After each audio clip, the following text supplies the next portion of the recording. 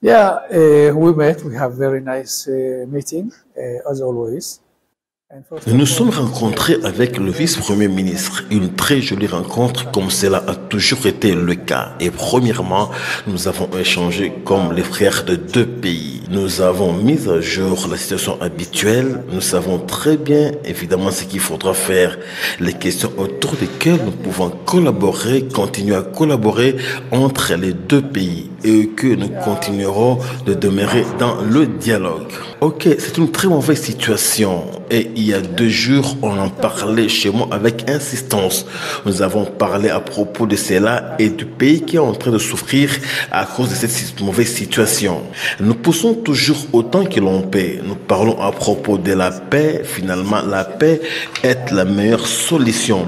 Et je souhaite que les deux pays puissent s'asseoir autour d'une table et résoudre les problèmes. Ok, je pense que la question dans l'entretemps, on doit en parler face à face et à l'abri des médias. Ainsi, nous poussons à propos de la paix et nous souhaitons que finalement nous allons résoudre les problèmes avec la négociation sans effusion de sang, sans la guerre. Bloodshed without war.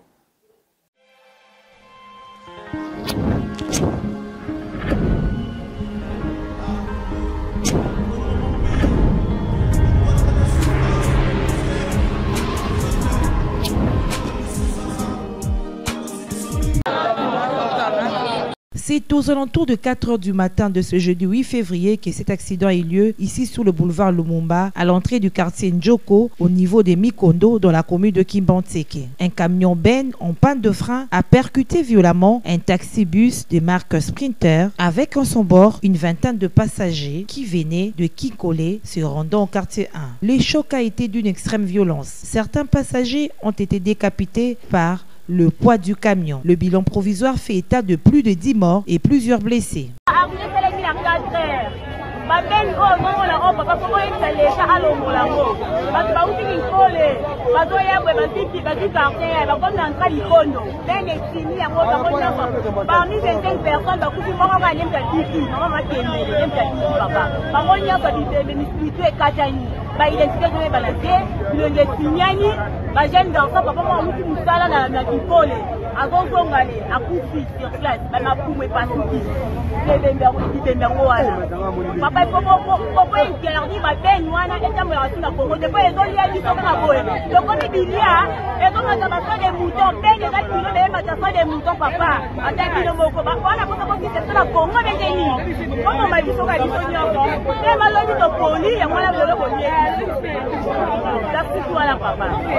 La non-maîtrise du code de la route serait également à la base de cet accident. Les autorités appelées à bien contrôler le chauffeur qui roule sur le boulevard.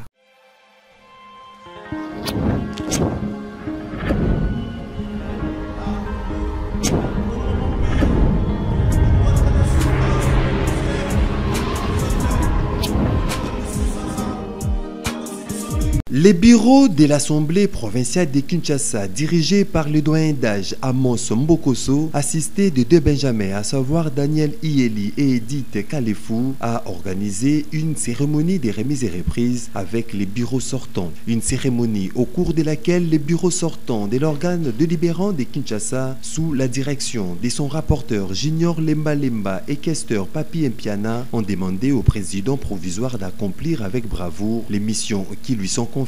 Le doyen d'âge Amos Mbokoso a également félicité l'équipe sortante pour leur réalisation à la tête de l'organe délibérant de Kinshasa et dit se mettre déjà au travail. C'est normal, la remise et reprise, c'est un principe de la continuité de l'exercice de l'État, c'est ce que je viens de faire maintenant là. Mais le constat est tellement amer et j'ai vu l'environnement dans lequel fonctionnent les députés, c'est déplorable.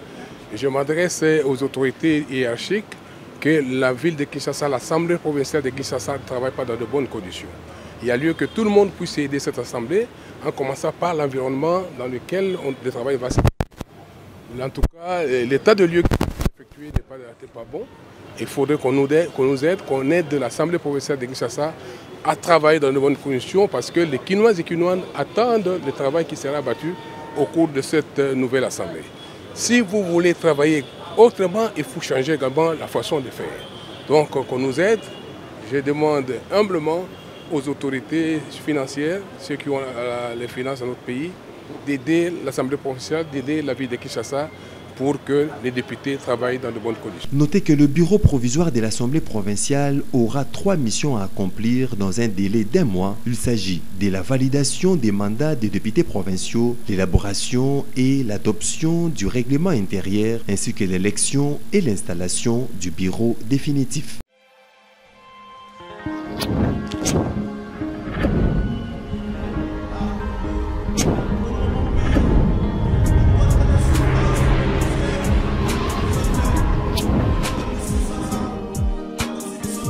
Cette opération de bouclage pour la traque des délinquants, communément appelée Kuluna dans le district de Moamba, a été précédée par une séance de sensibilisation de policiers par le colonel Freddy Lifenge, commandant du district de Moamba. Ce dernier les a appelés à ne pas s'en prendre des paisibles citoyens et leurs biens. Il a mis en garde tous ceux qui coopèrent avec les délinquants. Vous allez, messieurs, vous allez motoyo, aux autres à bâton exemple. Mais il n'y a aucun intérêt, aussi le bâton et on a poché na yo. Au commis na zéro kangiba kuluna, au commis qu'on négocie kuluna na balabala. Parce que, au yebandi na ye, après seulement 20 000 francs, au tina poche au tiki ye. Tala, au yo toko surprendre ye. Aza qu'on négocie na bato mabe tozo luka. Ou bazali qu'on déranger population na biloko na bango. Yo policier to moni yo za qu'on négocie na kuluna. Eza mawa mingi mpona yo to considérer yo lokola kuluna eza bongo te nga na lingi tolali boye résultat ezala ndenge mokonzi na ville alobaka toza na besoin ya résultat. Déterminés à éradiquer le phénomène Kuluna dans le district de Moamba, les éléments du colonel Freddy Lifenge ont dès l'aube parcouru les quartiers avenue de Lemba à la recherche de ces jeunes délinquants qui perturbent la quiétude de la population. Ainsi, 136 présumés Kuluna ont été interpellés, parmi eux 34 qui étaient ciblés.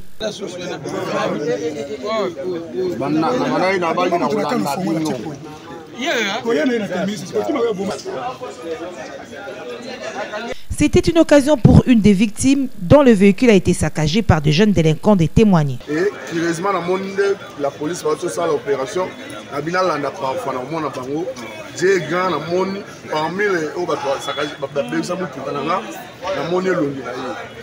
na bengi déjà mettre azoya na kolanda etine na suka na mona place avandi na makala ngala kolesa ye ngai na kokolesa ye na prison na bongisa mutuka na ngai yende akutrouva général so na ndimo ba benso moto gashi na bango limon ayebi mo bazami parler awa yeyo mususu yeyo alobomelo yeyo. Notez que dans le lot de ces interpellés figuraient des innocents qui ont été libérés dans l'immédiat.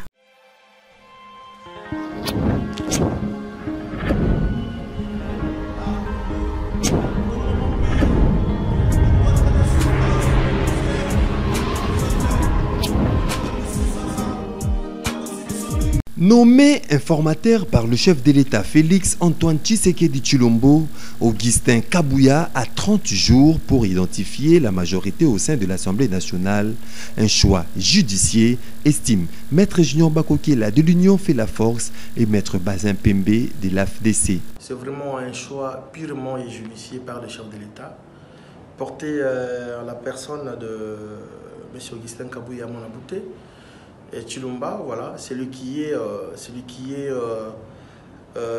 secrétaire général, le président d'intérim de l'UDPS. Et je dirais même que la première force politique dans notre pays. Après les élections, à l'issue des élections du 20 décembre dernier, l'UDPS est sorti premier. Au-delà de ça, la Constitution donne pouvoir au chef de l'État de pouvoir désigner une personnalité. Lorsqu'il s'agit un parti ou soit un regroupement qui n'a pas eu une majorité à l'issue des élections, j'allais dire, c'est-à-dire 250 plus 1, le président de la République peut nommer, confier cette mission d'information à une personnalité pour identifier la majorité. Dans les cas échéants, le chef de l'État a jeté son dévolu en la personne de M. Augustin Kabouya, que moi j'ai toujours dit, c'est quelqu'un qui est venu valoriser l'UDPS. Nous saluons la nomination de l'informateur par le président de la République, Félix Antoine Tshilombo Tshisekedi. Et nous saluons aussi ses choix judiciaires sur la personne d'Augustin Kabouya. Il faut retenir que Kabouya, c'est un monsieur réconciliant.